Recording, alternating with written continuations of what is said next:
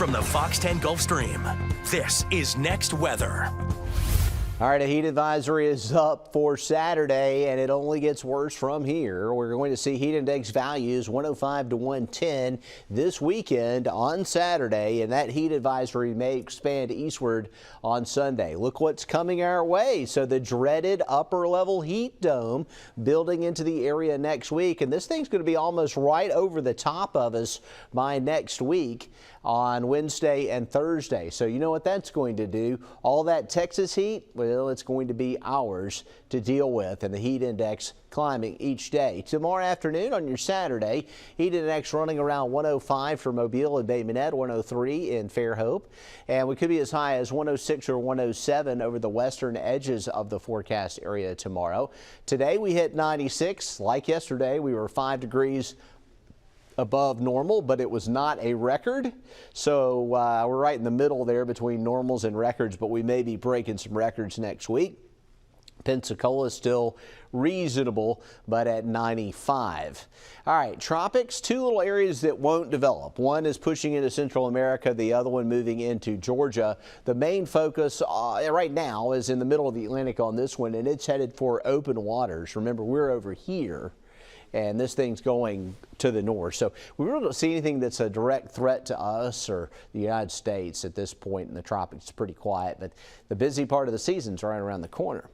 Forecast heat index values Sunday at 107, Monday, Tuesday, Wednesday, right around 110 with that heat index.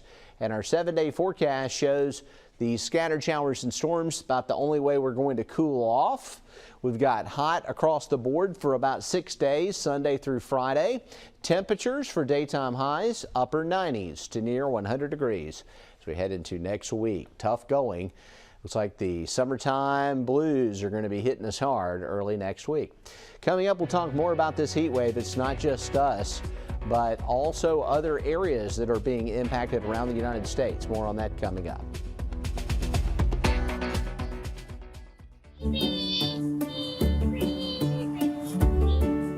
Can I play? Sure, but you need to bring your own truck. That's not a problem. The Fox 10 Storm Tracker Fleet, taking you live to more places, covering the Gulf Coast like no one else can. Unrivaled experience, unparalleled severe weather coverage. I think I need a bigger sandbox.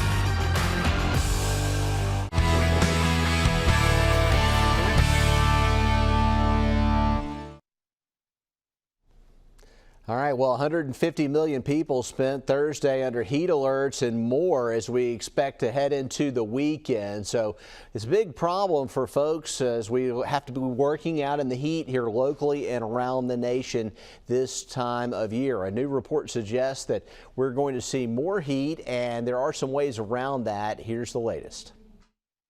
Some say a hot day in July beats the alternative. I'll take it hot, better than cold any day of the week. I don't care if it's the hottest day of the year, bring it on. But this July is different. This is probably the worst July we ever had. Day, night, never seen anything like it. New data from Copernicus Climate Change Service suggests this July is on track to be the hottest in 120,000 years. The era of global warming has ended. The era of global boiling has arrived. The United Nations Secretary General called on governments and institutions to step up climate change action to fight this record. It's really a climate disaster that we're seeing firsthand across the globe. New York City's mayor says heat kills more New Yorkers than any other extreme weather events.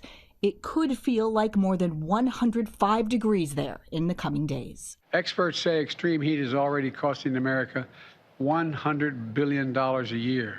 President Joe Biden announced federal approaches from a new heat hazard alert to help protect workers to $1 billion in U.S. Forest Service grants for planting trees to eventually provide what workers need now. The global message, all these extreme weather firsts. This is an unprecedented event. Are not likely to be the last. I'm Emily Schmidt reporting.